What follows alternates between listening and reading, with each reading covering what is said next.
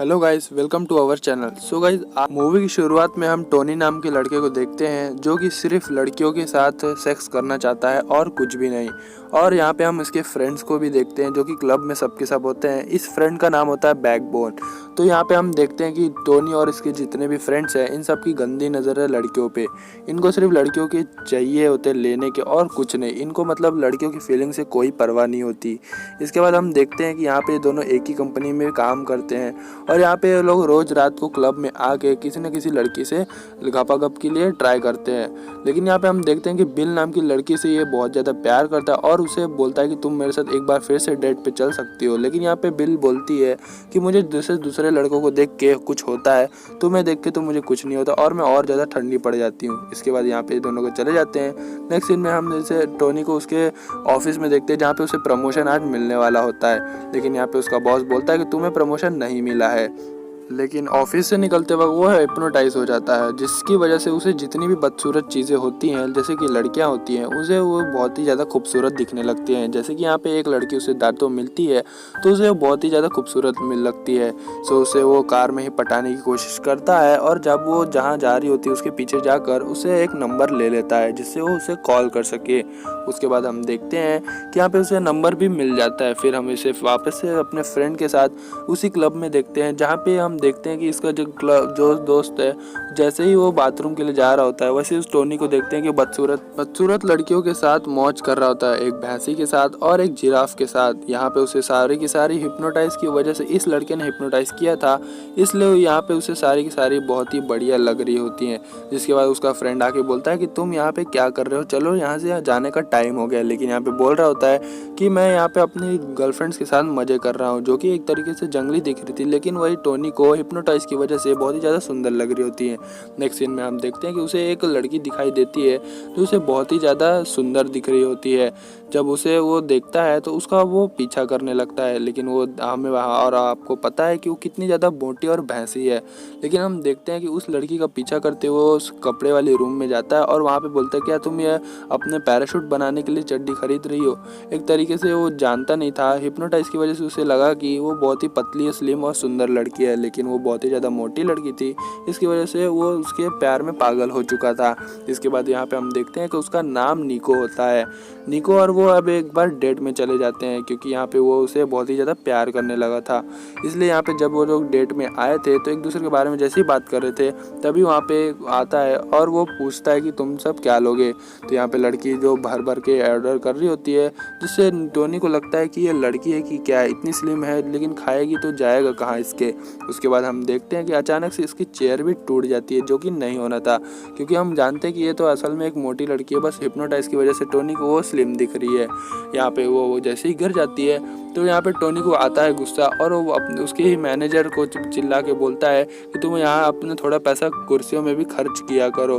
और यहाँ पे सब टोनी को पागल समझ रहे थे, इसलिए वो वहाँ से बाहर आ जाते हैं। उसके बाद ये दोनों बोलते हैं कि हम दोनों डेट पे जा सकते हैं। नेक्स्ट दिन हम देखते हैं कि दोनों डेट पे आए होते हैं और 2 लीटर का चॉकलेट ऑर्डर करते हैं और उसको लड़की अकेले पी जाती है।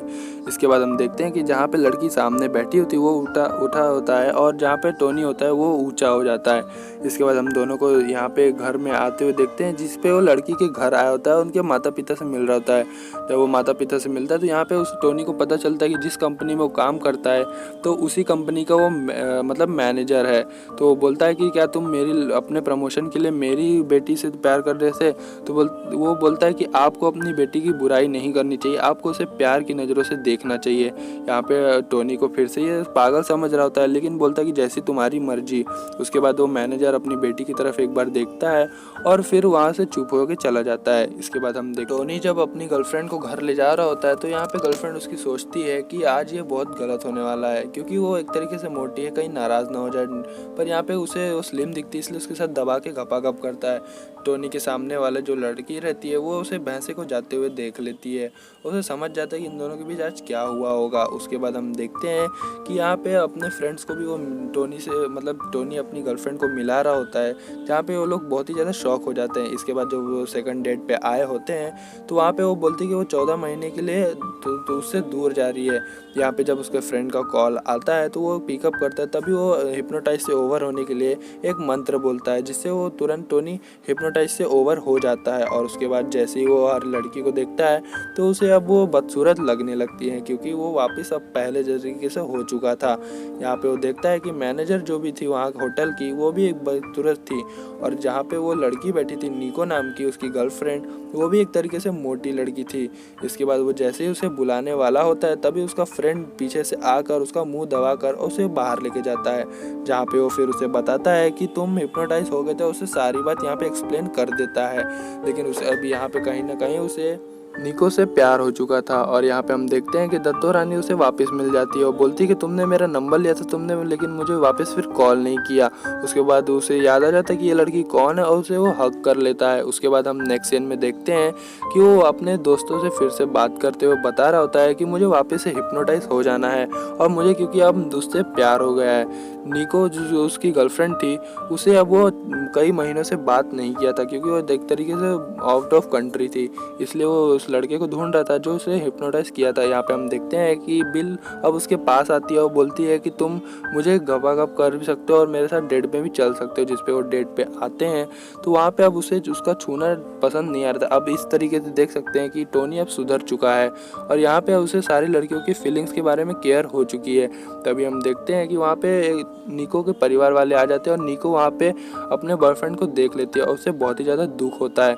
इसके बाद यहाँ पे टोनी और उसकी बहस में हम देखते हैं कि वो उसे छोड़ के चला जाता है, लेकिन यहाँ पे वो अपनी गर्लफ्रेंड के सामने से जा रहा होता है तो उसे इग्नोर कर देता है, क्योंकि उसे असलियत में पता ही नहीं था कि निको है कहाँ। जो कि उसकी गर्लफ्रेंड थी वो कि स्लिम थी। इसके बाद वो निको का नंबर निकाल के उसे लगाता है कॉल, तो उसे बोलता है कि मैं तुम्हें बहुत प्यार करता हूँ, जिसपे वो बहुत ही ज़्यादा गुस्सा हो जाती है और उसे बहुत ही गंदी गंदी गालियाँ देती है और फ़ोन रख देती है। इसके बाद हम नेक्स्ट सीन में उसको ऑफिस में देखते हैं, जहाँ पे उसका बॉस जो रहता है अपनी बेटी का पता देता है और उसी हॉस्पिटल में आ जाते हैं। यहाँ पे हम देखते हैं कि वो हॉस्पिटल में आके उसी लड़की को जो उसे पहले आया था तो उसे बहुत ज़्यादा प्यार कर रहा था, अब उसे वो जली कुछ दिख रही थी, लेकिन अब वो एक तरीके से सुधर चुका है, इसलिए अब उसे वापस से गले लगाता है, उसे वापस से प्यार करता है। इसके बाद हम देखते हैं कि वहाँ पे उसे गर्लफ्रेंड तो नहीं मिलती, इसलिए वो अपने उसके घर चला जाता है, लेकिन घर जाने के बाद उसे नहीं पता होता है कि कौन सी उसकी गर्लफ्रेंड है, इसलिए वहाँ की मेड को ही वो गले लगा लेता है। तभी उसकी मॉम आ जाती हैं और वो बोलती है कि ये मेरी बेटी नहीं है, मेरी बेटी वहाँ पार्टी में तुमको मिल जाएगी। इसके बाद वो पार्टी में जाता है और वहाँ पे ढूंढता है अपनी गर्लफ्रेंड को। जैसे वो अकेली दिख रही होती है उसे समझ जाता है कि यही है वो निको, तो निको से वो सारी बातें कर देता है एक्सप्लेन और उसे बता देता है कि क्या हुआ था उसके साथ, लेकिन वो अभी भी उसे बहुत ही ज़्यादा प्यार करता है। इसके बाद वो भी कहीं ना कहीं उसे प्यार करती थी, इसीलिए वो मान जाती है। इसके बाद मूवी यहीं पे एंड हो जाती है और मूवी के एंडिंग में हम देखते हैं कि यहाँ पे उसे उठाने की कोशिश कर रहा होता है, लेकिन आप और हम दोनों ही जानते हैं कि उसे उठा नहीं सकता था। इसके बाद निको उसे उठा के उसको कार में ले जाके अब वो दोनों गपागप के लिए जा चुके थे। मूवी यहीं पे एंड हो गया। एक्सप्लेनेशन पसंद आएगी तो यार कमेंट में ज़रूर बताना कैसी लगी एक्सप्लेनेशन।